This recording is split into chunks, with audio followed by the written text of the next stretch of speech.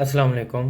अच्छा, आज हम पढ़ने जा रहे हैं कॉम्प्लेक्स नंबर्स। ये जो टॉपिक है ना, इसमें बहुत ज़्यादा शॉर्ट ट्रिक्स आपको पता चलेंगे, क्योंकि हमने मेरा बेसिक एम इन वीडियोस को बनाने का शॉर्ट ट्रिक्स का ही है, बताने का आप लोगों को। क्योंकि वैसे तो आप लोगों को पता ही होता है कि कौन सा क्वेश्चन किस तरह से सॉल्व करना है। अच्छा, आज हम पढ़ने जा रहे हैं कॉम्प्लेक्स नंबर। कॉम्प्लेक्स नंबर होते क्या हैं? देखो, कॉम्प्लेक्स नंबर, सबसे पहले डिफरेंस देखो complex number versus imaginary number का। ये बहुत ज़्यादा अच्छा डिफरेंस मतलब आता है और स्टूडेंट्स को पता नहीं चलता। एक्स प्लस वाई अयोटा की फॉर्म में कोई भी आगे पास नंबर लिखा जाएगा तो वो कॉम्प्लेक्स नंबर होगा। ठीक है, कॉम्प्लेक्स नंबर के लिए मतलब ना अगर ये complex number x plus y iota, iota ज़रूरी होता है। अब अयोटा क्या है? अयोटा एक इमेजिनरी नंबर है जिसमें हमने अंडर रूट नेगेटिव नंबर्स का जो हमारे पास होता है ना, नेगेटिव नंबर का अंडर रूट, वो हमने नहीं देखा था रियल नंबर में कभी भी। तो उन्होंने नेगेटिव वन जो बना दिया अयोटा, एक इमेजिनरी नंबर जिसका अंडर रूट अयोटा बना दिया। ठीक है, जो भी नेगेटिव नंबर होगा, जो भी नेगेटिव नंबर होगा, अगर उसका स्क्वायर रूट लोगे तो वो अयोटा की फॉर्म में लिखा जा सकता है। जैसे लेट्स सपोज -4 अंडर रूट है, तो इसे मैं लिख सकता हूँ 2 अयोटा। ठीक है ना, क्योंकि आप लोग इसे निकाल लेते हो -1 अंडर रूट करके इंटू 4 अंडर रूट कर लेते हो, तो ये 2 अयोटा आ जाता है, ±2 अयोटा आ जाता है। ठीक है, अब देखो, एक कॉम्प्लेक्स नंबर में दो पार्ट्स होते हैं, एक रियल पार्ट होता है, एक इमेजिनरी पार्ट होता है। ठीक है, ये इमेजिनरी पार्ट वो होता है जो अयोटा के साथ चिपका होता है, रियल पार्ट जो होता है वो अलग होता है। इसमें ज़्यादा डिटेल में नहीं जाऊँगा। Every real number is a complex number with zero as an imaginary part. ये बहुत इंपॉर्टेंट एमसीक्यू है कि कोई भी आपको रियल नंबर दे दिया जाएगा कि ये देखें ये 5 है, बताएं ये इमेजिनरी है कि नहीं है। स्टूडेंट्स ना फ़ौरन जो है बताएं ये कॉम्प्लेक्स है कि नहीं है, स्टूडेंट फ़ौरन लगा देते हैं नहीं ये कॉम्प्लेक्स नहीं है। ठीक है, हर रियल नंबर जो होता है वो कॉम्प्लेक्स नंबर होता है, जीरो उसके इमेजिनरी पार्ट पे कंसीडर किया जाता है। देखो, 5 प्लस अयोटा जीरो, अगर मैं इस 5 को लिख दूं तो ये कॉम्प्लेक्स नंबर नहीं बन गया? तो भाई हर रियल नंबर जो होता है वो कॉम्प्लेक्स नंबर होता है अगर हम जीरो को उसका इमेजिनरी पार्ट लगा दें। हर रियल नंबर, आगे भी मैं आपको एक बात बताऊंगा। खैर, real could be non zero. अच्छा, कॉम्प्लेक्स नंबर में ना रियल नंबर जो होता है वो हमारे पास नॉन जीरो हो सकता है। ठीक है, क्योंकि हम चाहते हैं ना कि ये अगर नॉन जीरो है तो ये हमारे पास रियल नंबर अगर नॉन जीरो है तो हमारे पास जीरो अयोटा बन जाए। ठीक है, इमेजिनरी नंबर में हमारे पास ये याद रखना, ये डिफरेंस है, इमेजिनरी नंबर में रियल पार्ट हमेशा जीरो होता है। अगर अकेला इमेजिनरी नंबर है, ठीक है, इमेजिनरी पार्ट की बात नहीं कर रहा, इमेजिनरी नंबर है ना, इमेजिनरी नंबर क्या होता है? 5 अयोटा इमेजिनरी नंबर है, 3 अयोटा इमेजिनरी नंबर है, या ऊपर हमने ±2 अयोटा बनाया था, इमेजिनरी नंबर है। तो इमेजिनरी नंबर के लिए ना आपके पास रियल नंबर जो होता है वो हमेशा जीरो होना चाहिए, 0 + 5 अयोटा की फॉर्म में होना चाहिए।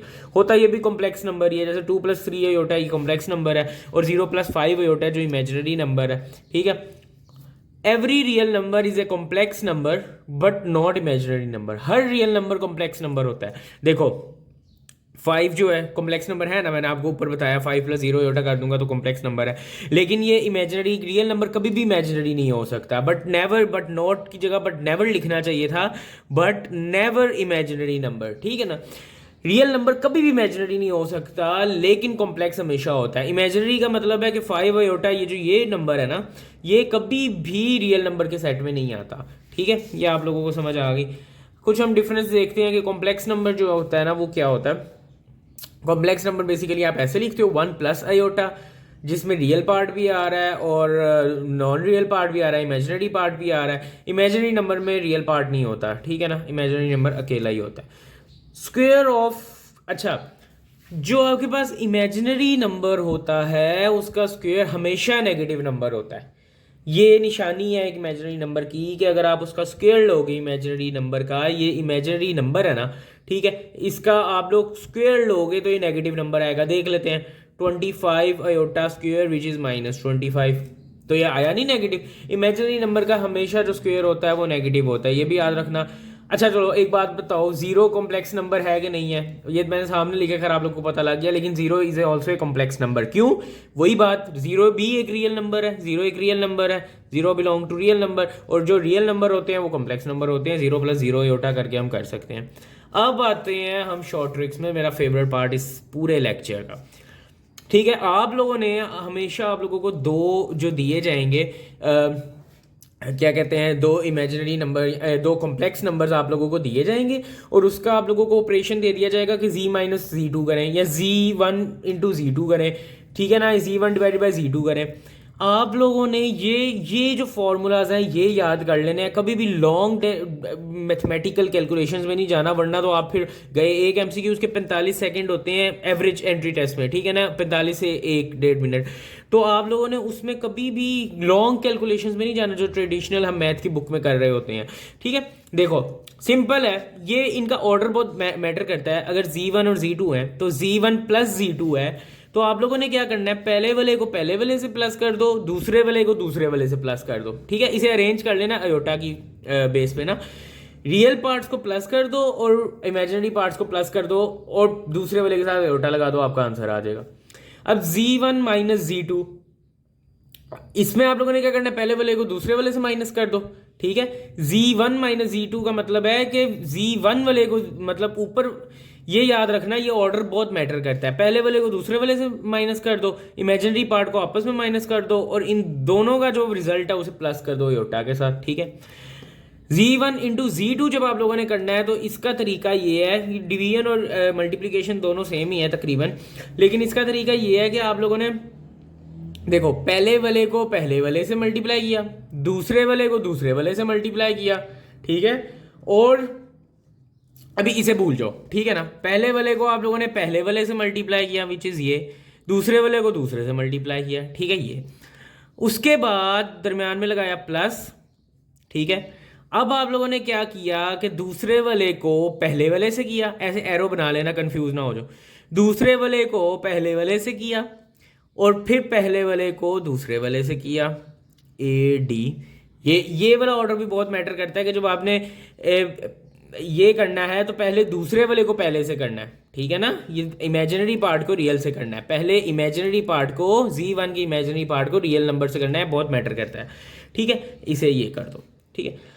अब अगर आप लोग मल्टीप्लीकेशन कर रहे हो तो याद रखना यहां पे आना माइनस प्लस, ठीक है। और सेम चीज जाएगी हमारे लिए डिवीजन के लिए, लेकिन प्लस माइनस यहां पे हो जाएगा, दरम्यान में हमेशा प्लस आएगा, ठीक है। लेकिन डिवीजन में एक और चीज़ है, डिवाइडेड बाय इमेजिनरी पार्ट्स जो आपके हैं ना, उन दोनों का आपने वो ले लेना है स्क्वायर।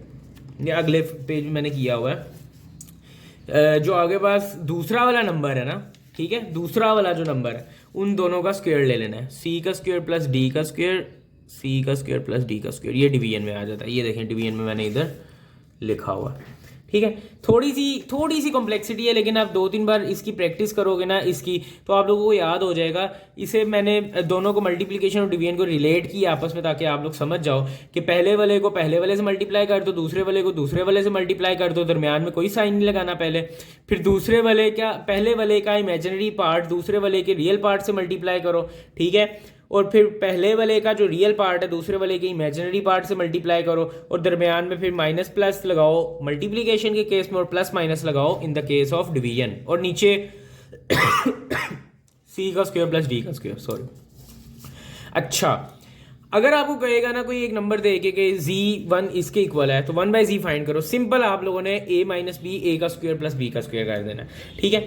इसकी हम चलो एग्जांपल करते हैं। जैसे अब वो कहता है कि ना आप 2z1 जो है वो 2-3 है, ठीक है, 1/z1 फाइंड करो। फॉरन एमसीक्यू सॉल्व करो, आप लोग पॉज करके वीडियो, मैं आप लोगों को बता देता हूँ। आपने 2 माइनस 3 किया, -1 आया, 2 का स्क्वायर 4 प्लस 9, आपके पास -1/13 आंसर आएगा, ठीक है। और ये आपके पास सिंपल -1/13 आंसर आ गया। देखो आप लोगों को वो नहीं करना पड़ा कि आप लोगों ने कॉन्जुगेट लिए, मल्टीप्लाई ऊपर नीचे करवाया, लंबे मेथड्स में नहीं जाना, ठीक है ना। सिंपल फौरन आंसर आ गया आपके पास, मतलब देखते साथ ही कई लोग तो आंसर दे देते हैं। जैसे 1-0 आ गया, अब इसमें आपको सॉल्व करने की ज़रूरत नहीं है। 1-0 आपको पता चल जाएगा कि इसका आंसर 1 नहीं आएगा, ठीक है ना। ये अब आप खुद ही देखोगे कैसे इसका आंसर 1 आएगा। अच्छा जी, तो अब हम लोग देखते हैं सेम रियल नंबर। अच्छा, conjugate of A complex number क्या होता है? जिसका रियल नंबर सेम होता है, बस हम इमेजिनरी नंबर का साइन चेंज कर देते हैं। जैसे 5 + 3 आयोटा का कॉन्जुगेट जो होता है 5 - 3 आयोटा होता है, ठीक है ना। और एक ये प्रॉपर्टी होती है कि a + b आयोटा है और उधर c + d आयोटा है, तो a = c हो जाएगा और b = d हो जाएगा। ये हमारे पास एक इसका मेथड है। अच्छा, एग्जाम्पल है ये, इसमें हम अपने सारे मेथड्स अप्लाई करके देखते हैं, ठीक है। सबसे पहले हम एडिशन करते हैं, ठीक है। एडिशन अगर हम लोग एडिशन करते हैं, ठीक है, इसकी, तो ये फौरन आ जाएगा जो मैंने आपको बताया था। पहले वाले को पहले वाले से ऐड कर दो तो 13 बनता है, दूसरे वाले को दूसरे वाले से ऐड करो 3 बनता है। 13 3 आपका इसमें आंसर आ गया। जब आपने सब्ट्रैक्शन करना है, पहले वाले को पहले वाले से माइनस किया 3 आ गया, दूसरे वाले को दूसरे वाले से माइनस किया तो 15 आ गया। ये आपका सब्ट्रैक्शन आ गया, ठीक है। मल्टीप्लीकेशन हमारे पास वही मैंने आपको बात बताई थी कि पहले वाले को पहले वाले से मल्टीप्लाई किया 8 × 40, ठीक है। दूसरे वाले को दूसरे वाले से मल्टीप्लाई किया 9 × -6, ठीक है, 9 × -6, ठीक है। दरमियान में आया प्लस हमारे पास। अब हमारे पास आ जाना है कि मैंने आपको बताया था पहले वाले के इमेजिनरी पार्ट को दूसरे वाले के रियल पार्ट से और पहले वाले के रियल पार्ट को दूसरे वाले के इमेजिनरी पार्ट से मल्टीप्लाई करा दिया, ठीक है। हमारे पास जो मल्टीप्लिकेशन होती है उस केस में हमारे पास माइनस प्लस था, ये भी याद रखना है। इसे आप लोग सॉल्व करोगे, आपके पास आंसर आ जाएगा मल्टीप्लिकेशन का। देखो सिंपल, तेजी से है, कोई मुश्किल नहीं है, कोई इतना मसला नहीं है, ठीक है। आप लोग वैसे दूसरे तरीकों से भी कर सकते हो अगर आप लोगों को वैसे आसानी लगती है। It's on you, entirely on you. लेकिन ये फॉर्मूलाज इसलिए बनाए जाते हैं ताकि आप एमसीक्यूज जल्दी सॉल्व कर लो। इनकी एक बार आपको प्रैक्टिस हो गई ना तो आप लोग कर लोगे। अच्छा, अब हम अगली वीडियो में एमसीक्यूज डिस्कस करेंगे। अगर आप